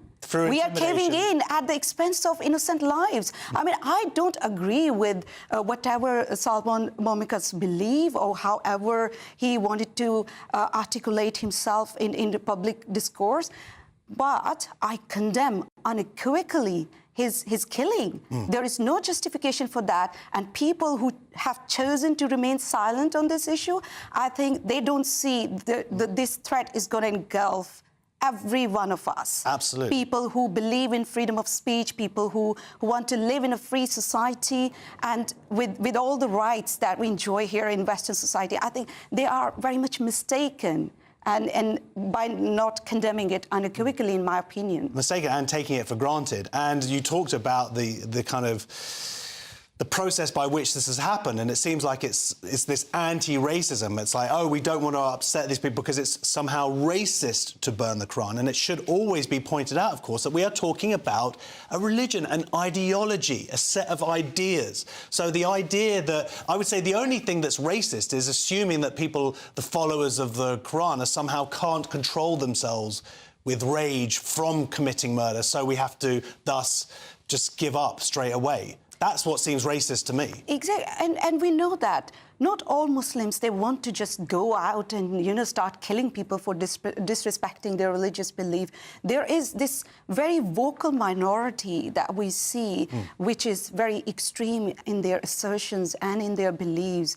And as you said, that it's not racist. Disrespecting or criticizing Islam does not constitute anti-Muslim bigotry. This is the reason that I always say that the word Islamophobia, the term Islamophobia, has been weaponized to silence the critics of Islam, of all shades of Islam. Islam is a religion, is a set of belief. Muslims are people. They have right ideas, whether they are religious ideas or non-religious ideas. They don't have rights. And we need to maintain that distinction in a political and social discourse. Yeah. I have to talk about it. An event happened yesterday. Someone in the UK, in Manchester, burnt the Quran. They're arrested now for legal reasons. We can't get into it because there are contempt of court issues. But they were arrested under incitement to racial hatred. And we see there, we'll see how that goes forward and whether it's actually taken further than that. But this seems to be exactly what we're talking about here. You know, the problem, in my opinion, are not those people who are trying to impose their belief on us. The problem is where the power resides. It's the politicians, it's the authorities who are caving in to the demands of these religious fanatics. What happened in Salman Momika's case, that he was put on trial for protesting, for which he took the permission from the Swedish government, but still he was put on trial and by citing the same sort of, things that he has aggravated, some racial tensions and all that, and community tensions. So the same thing we see in the case of, what took place in Manchester.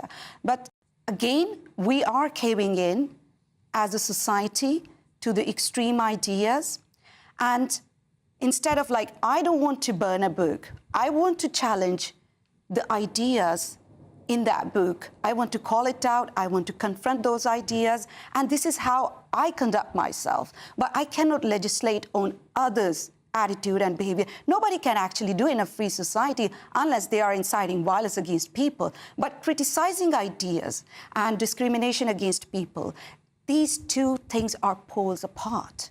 We cannot make it one and the same.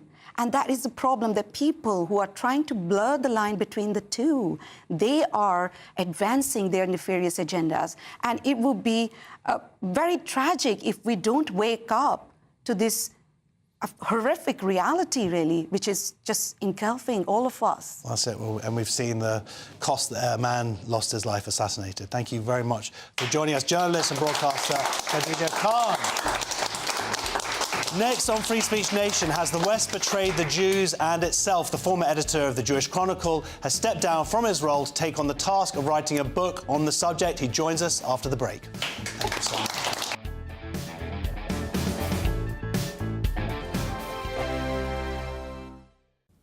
Good evening and welcome to your GB News weather update from the Met Office. Looking ahead, it's going to be increasingly wet and windy in the northwest, drier in the south before higher pressure builds midweek. Out there at the moment, we've got a higher pressure towards the east, a weak frontal system to the west, but a squeeze in the isobars across the northwest of Scotland, so windier here. Clearer skies, though, across the southeast of England through this evening and overnight, holding on to this cloud across much of England and Wales further towards the west, but turning windy across Northern Ireland and western Scotland. Outbreaks of rain here. Mild for most, but across the far southeast of England, that's where we could see a touch of frost come Monday morning. So to start Monday morning then, it's a cloudy picture across much of Scotland.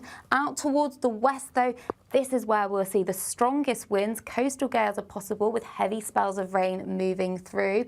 Cloudy across Northern Ireland to start Monday morning with some patchy outbreaks of rain. Across much of England and Wales though, it should be a largely dry start. There'll be a few drizzly patches at times, but a cold start across the far southeast. So as we go through Monday then, generally staying cloudy across much of England and Wales, with the cloud gradually moving its way into East Anglia. Across the far northwest though, it is going to be turning increasingly unsettled, heavy spells of rain and very strong winds and coastal gales. Highs though coming up at around 10 or 11 degrees. So as we go through into Tuesday, that band of rain will continue to slowly move its way south and eastward, so affecting much of northern England into Wales and the southwest. Ahead of that, often cloudy but dry, but some sunnier spells developing across Northern Ireland and Scotland and turning colder too. Higher pressure then builds on Wednesday and Thursday, so we'll start to see the return of overnight frost and fog. Bye-bye. Headliners on GB News 11 p.m. every night. It's got 3 top comedians going through the next day's newspapers so you don't have to read them, which is great. It's a good point. He's lying. I mean, maybe he's not lying. That's Headliners every night from 11 p.m. and 5 a.m. as well on GB News, Britain's news channel. If you want your news to be straight talking... This is a nightmare for the Conservatives again. Down to earth. It's not just Nottingham where this is happening, is it? And most importantly, honest. Hard-working, middle-class taxpayers, they'll get their book thrown at them. Then catch me, Martin Daubney, Monday to Friday, 3 till 6 p.m. on GB News, Britain's news channel. This is Britain's Newsroom, where your voice matters. It's just astonishing. With expert analysis and honest opinion, we don't just keep you informed. We bring you unique perspectives you won't see anywhere else. Can't argue with any of that. When the news happens, it happens here. On Britain's Newsroom, weekdays from 9:30 a.m. Only on GB News.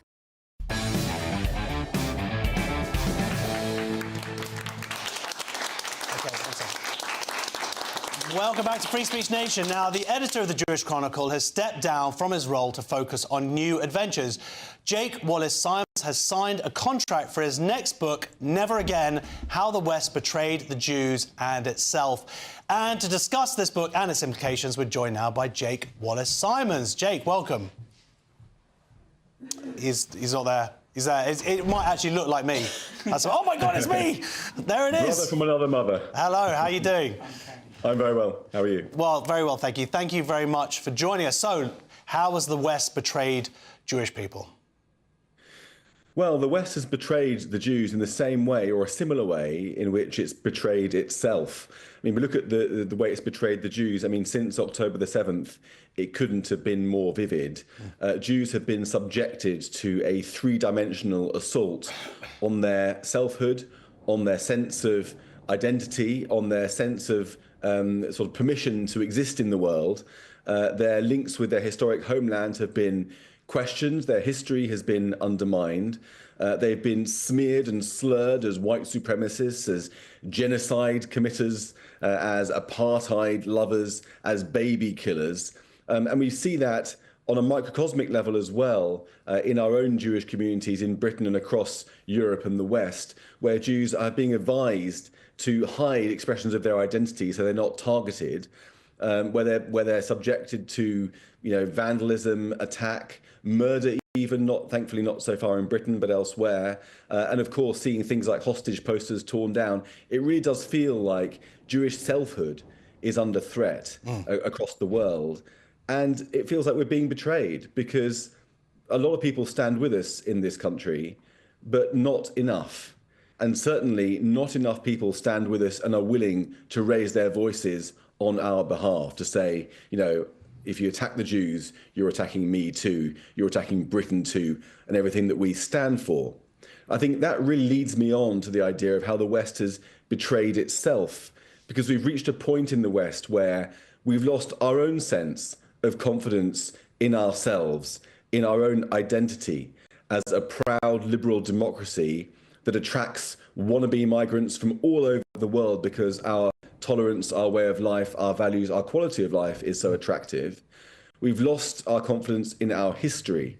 We've lost our confidence in our values and in what we must project to the world. We've become convinced somehow that we are a, white supremacist nation, that we are structurally racist, that we are transphobic, that our history is only one of colonialism and slavery, and we've lost all sense of ourselves. And I think that those two things, us losing our sense of ourselves, betraying our own values, actually betraying our own children, is the same tendency that has caused us to also betray the Jews. Yeah, I mean, we had on earlier Mark Burbeck, who forming Our Fight UK, so obviously recognised that threat earlier to Jewish people, but of course he stands up for the West and recognises that old saying, Jews being the canary down the coal mine. What was the most significant moment for you post October 7th? The most significant moment in terms of seeing this trend, or has it just been a drip from then? Well, I think that probably most recently, the thing that sticks out in my mind is when the Palestine Solidarity Committee, the group that organises the marches through London week in, week out on Saturdays, was asked to reroute away from a synagogue. There are 7 routes that the marchers can take through London. 5 of them don't pass synagogues, 2 of them do, and have a guess which are the 2 most popular that it uses out of preference. Of course, it's the ones past the synagogues. And we had that unholy standoff with the police and demonstrators last week or the week before, where police were simply saying, don't go past the synagogue. The Jews who go there to pray, the families who go there to celebrate their bar mitzvahs or their birthdays or weddings or whatever, they just want to go about their lives in peace without having mobs go past outside, shouting at them, taunting them, hanging Palestine flags on the walls, spitting at synagogues, and even besieging them inside their own synagogue, which happened on at least one occasion. And that simple demand, just don't go past the synagogue, was enough to infuriate the Palestine marchers. They reacted by defying the wishes of the police, and there were a number of arrests. I think that really discloses how the motivation of these people is not about humanitarian concern for Muslim deaths in Gaza or anywhere else. It really is about the Jews. I think that we can look towards how the trend has developed by which the West has betrayed itself and eventually betrayed the Jews too. I think it comes, broadly speaking, very briefly, from 2 sources. One is this left-wing progressive radicalism that began during the Cold War in our universities in the 50s and 60s under the influence of the Soviet Union, and gave rise to movements like Black Lives Matter, like radical environmentalism, and radical sort of transgender ideology and so forth. And they seem to be underpinned. You don't have to scratch the surface too much before you find a bit of anti-Semitism behind there. And of course, the other trend is mass immigration, where we've taken on so many people that integration has become impossible. And as a result, we have whole communities of people who hold values which are inimical to our Western British way of life. And those things have coalesced in an animosity towards the Jews, a targeting of the Jews, and the West no longer has the confidence to stand up for the Jews or indeed for itself. Yeah, I mean, the great thing is now, of course, we don't need to read your book. But just one tiny, very quick thing. We've also seen the erasure this week, where we had Holocaust Memorial Day, and you had ITV not mentioning Jews, that clip that went out there. And, of course, we also had an exhibition banned from Parliament in the same space where they allowed a pro-Palestinian group to have a stall last year. So this is ongoing. Of course, and the title of my book, Never Again, ? You know, do we mean it when we say never again? And if we can allow ourselves to commemorate the Holocaust without mentioning the Jews, without even including the Jews. There was a ceremony in Lowestoft where Jews were not allowed to go to lay wreaths. You know, the Holocaust Memorial Day this year was shameful. I mean, those scenes in Dublin where a very, very controversial leader who's been accused of anti-Semitism was allowed to give a speech where he brought Gaza into commemorating the Holocaust. And the Jews who stood up to protest were dragged out, kicking and screaming. Jews being dragged out of a Holocaust memorial ceremony. It was absolutely disgusting. It was shameful. It just shows where we've got to as a society. It's very sad, Paul. I look forward to reading the book. You have to go and write it now. Thank you very much for joining us, the former editor of the Jewish Chronicle, Jake Wallace-Simons. Next on Free Speech Nation, we'll be hearing what the audience made of today's stories and taking a look at the hottest social sensations of the week, including this. My pronouns are they, them. I am a disabled queer Chicanekis educator and scholar in Washington State. This is a teacher. What is she ranting about? You don't want to miss it.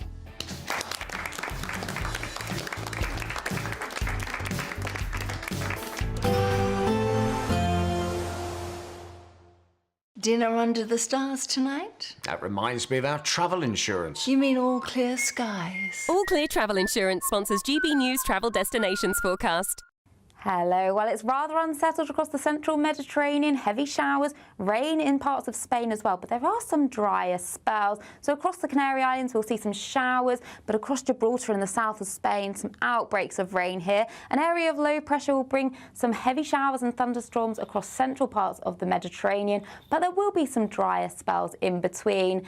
And then looking ahead, well, plenty of sunshine on offer. And it should be feeling pleasant in that sunshine too.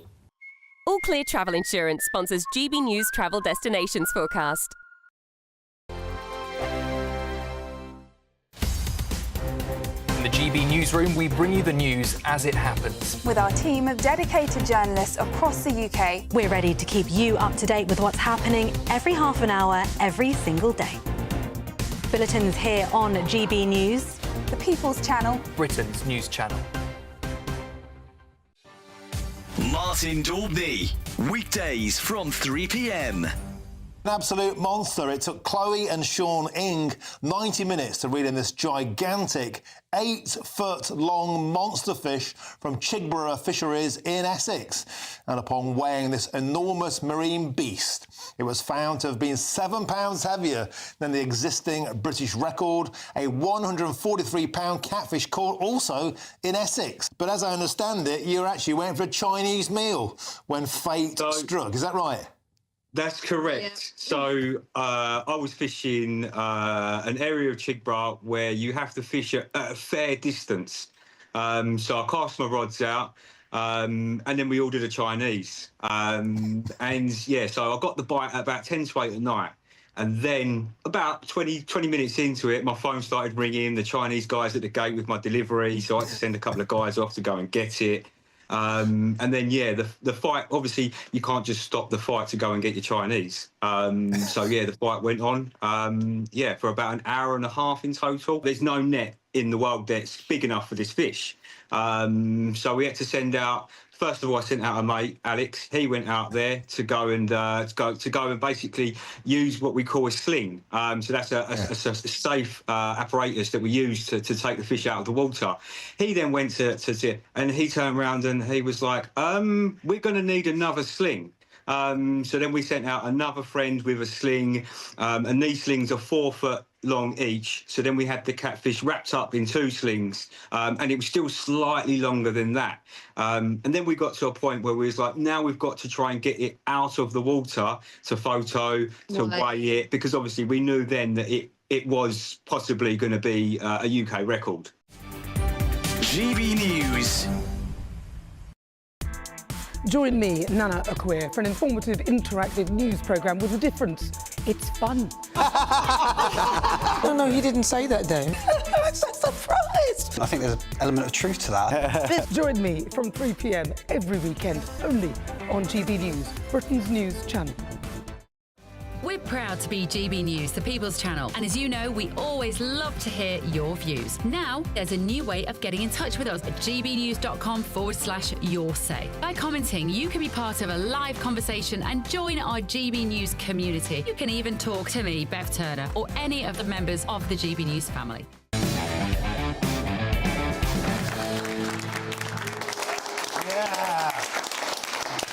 Welcome back. It's time for Social Sensations, the part of the show where we look at what has been going viral this week on social media. First up, we've got this video.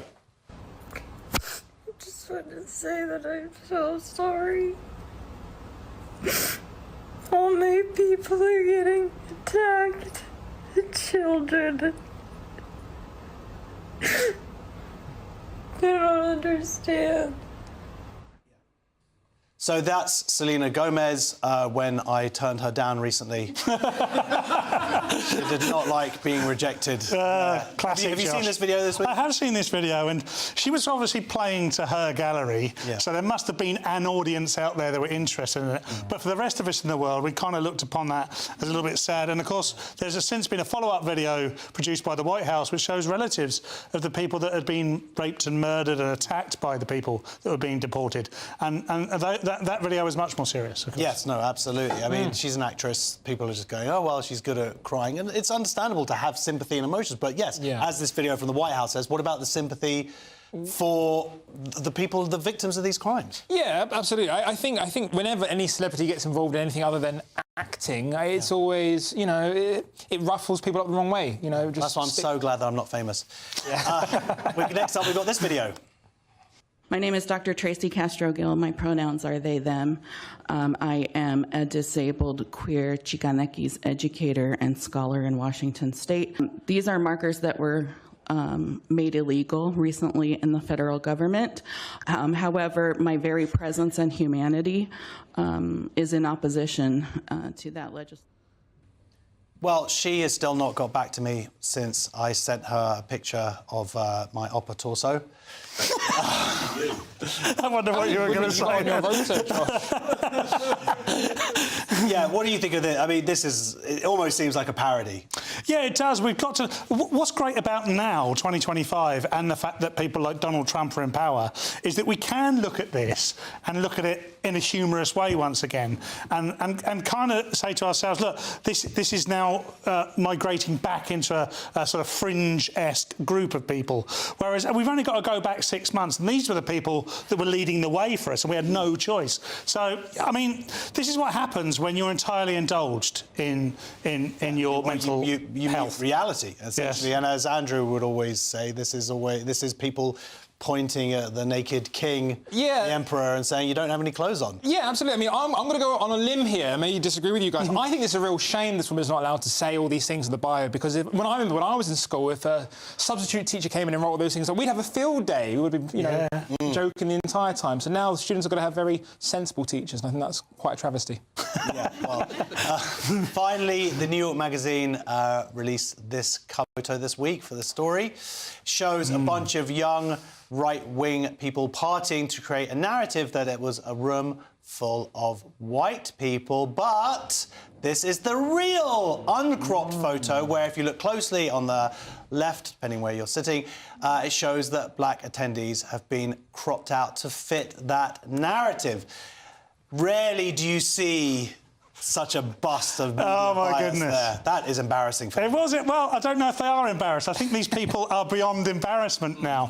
And it's not a secret that people on the right are a lot hotter than the people on the left. One of the I mean, I'm on the right, and it doesn't apply to me, but what this shows once again is this absolute prejudice. There's an acceptable form of prejudice against white people. It feels like, as a result of that. Well, I would say it was a prejudice against black people. They literally erased black people in this vote to say that, oh, black people couldn't possibly support Trump in any way. Yeah, it's very clever to do that, you know, sort of frame it and go, oh, now it's all white people. It's a very interesting strategy. What's interesting, anyone who's seen that New York Times, I imagine a lot of fewer people would actually see the uncropped photo. So, unfortunately, even though we've identified it, the target audience, they probably are unaware. Well, it's also interesting how it just doesn't suit the narrative at all for them, because they can't literally get their brains around it.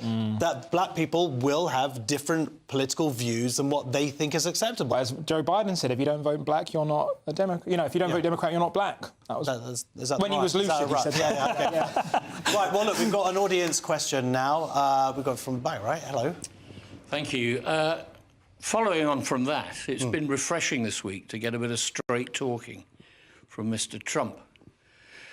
It's not been a good day for the planes in good week in the States, but he did say very soon, after presumably getting some detailed information, that common sense told him that somebody made a bit of a cock-up. He then he preempted it by saying that he would give a list of things that had happened with change in diversity, and then was challenged by the mainstream media for being unreasonable. Yeah. He was asked why, common sense, he said, and when asked whether it was due to this change in diversity training, he said, I don't know. Yes, so very quickly, this is obviously Trump coming out and saying DEI caused this crash. We don't know the exact causes yet, but as you say, that's an answer. Someone's giving their opinion. Yes, it's kind of refreshing to see this from Trump. It seemed insensitive. One thing I would say is I'll give it 10 days and there will be evidence that backs him up, I'm sure. Well, we'll see if that happens or not. What do you think about this? You've got a president just standing up and going, this is what I think. Yeah, basically, I mean, if I knew anyone who was on that, I probably wouldn't want to be hearing that from Trump straight away. I'd like to see some of the stuff come out, but let's see what happens. Maybe more information will come out. And thank you. And it was nice to see you again because you're obviously in that photo. All the young people there. So, well, thank you, by the way, at home for joining us for Free Speech Nation. Thank you also to my panel, Paul Cox and Adam Kumas, and to all of my brilliant guests this evening for joining us here.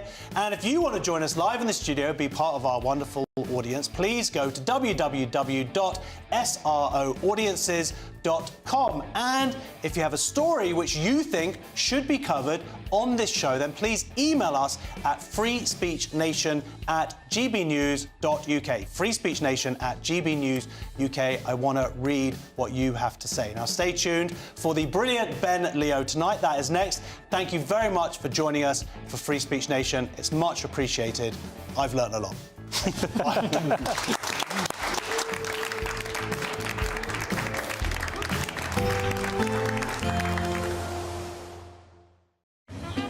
We can expect clear skies leading to a light and warm day ahead. Lovely. Boxed Solar, sponsors of weather on GB News. Good evening and welcome to your GB News weather update from the Met Office. Looking ahead, it's going to be increasingly wet and windy in the northwest, drier in the south before higher pressure builds midweek. Out there at the moment, we've got higher pressure towards the east, a weak frontal system to the west, but a squeeze in the isobars across the northwest of Scotland, so windier here.